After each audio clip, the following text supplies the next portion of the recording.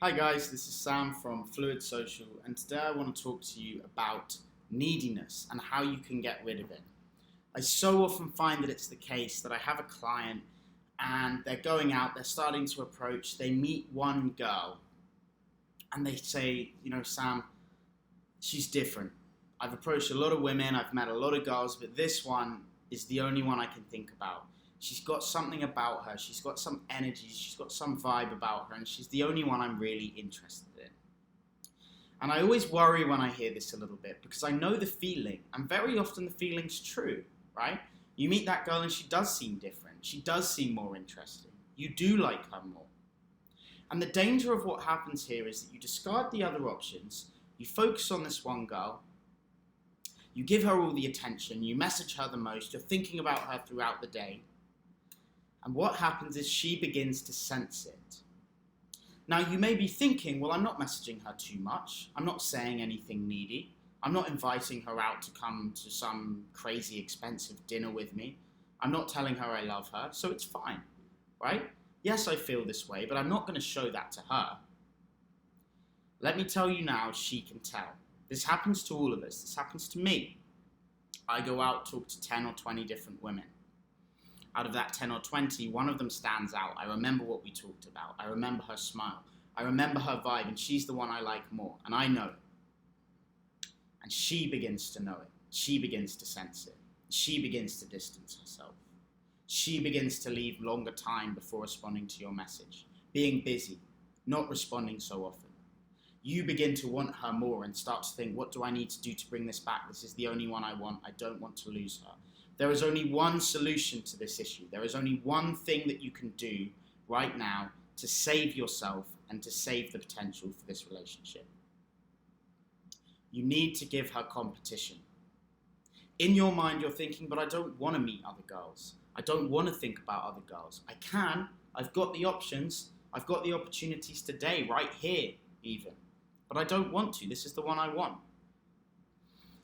The problem is that when she begins to feel that you're investing all of your attention in her, she begins to pull away, inevitably. You may have had it as a man when you're approaching a few women, and one of those women starts to like you and she sends you the odd message like, hey, what are you up to this afternoon? Sends a few too many emojis, a few too many smileys, messages you twice in 2 days.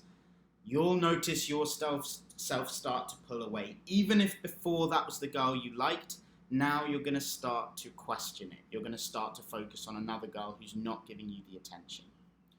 We are fickle creatures in many ways. We search for that which eludes us. We go for that which does not need us. We go for that which does not give us attention. I'm not a fan of playing games. I don't advocate playing games. I don't advocate manipulation.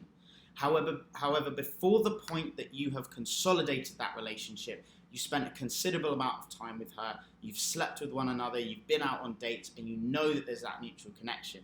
Up until that point, if you are over-investing in her, she will pull away from you. And the only way to remedy this, the only way to save that relationship, because it's a quagmire, when you start thinking about this girl, you continue to think about her.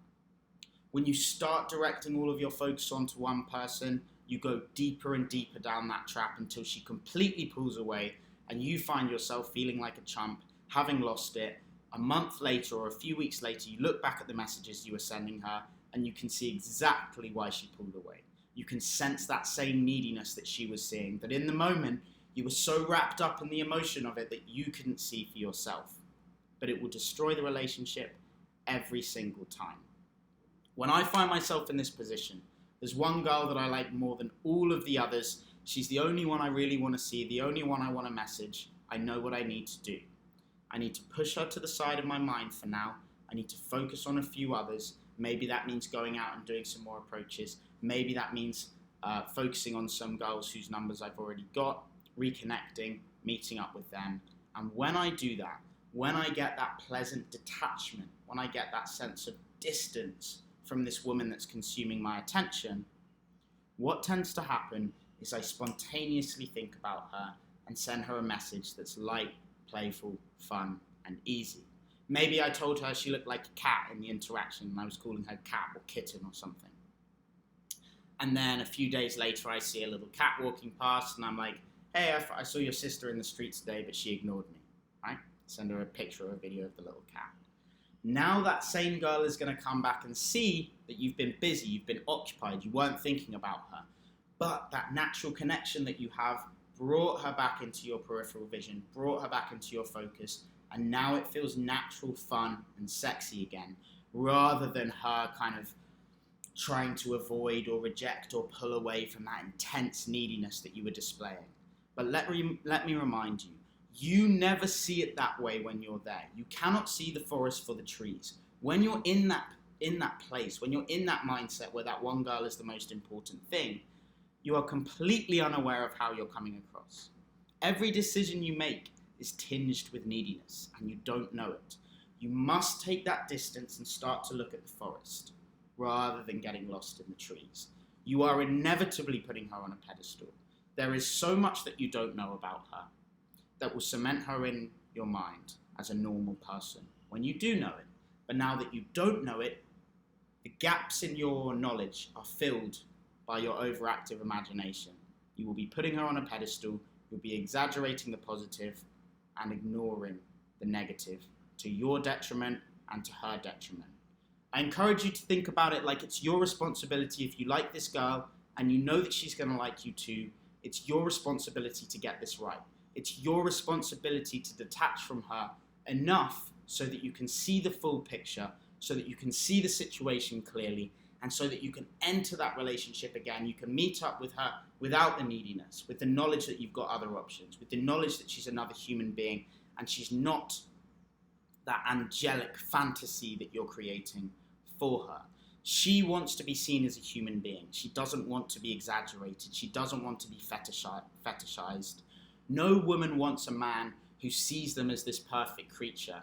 They want a man who sees them exactly as they are and likes them anyway, who sees their nuances, sees the things that they're insecure about, and admires them for those things, is affectionate about the way they scrunch up their face when they're nervous, the way they flutter their eyes when they're thinking about something.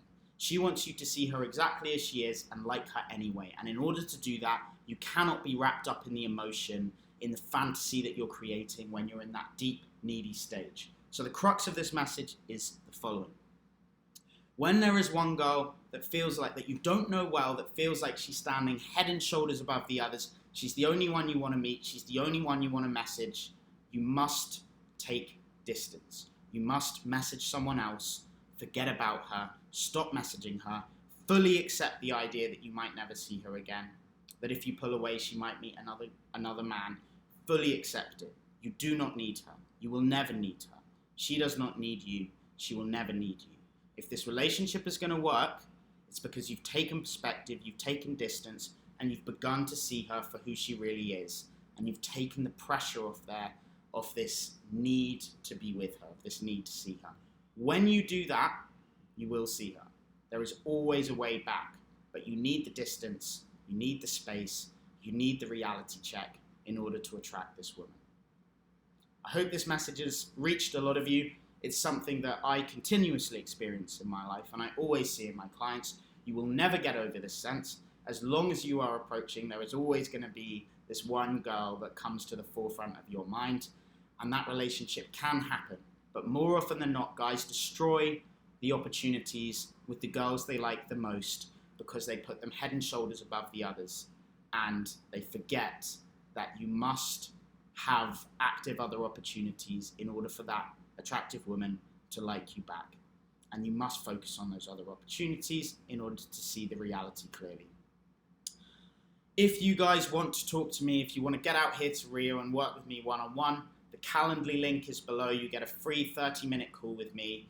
Even if you just want to ask some questions, if you're in London or the States in lockdown and you want to get some clarity on this, you want some information about how you can go out and improve your social life and your dating life, the Calendly link in the description of this video is a free 30-minute breakthrough call with me. I look forward to talking to you guys. I'll see you tomorrow in the next video. Sam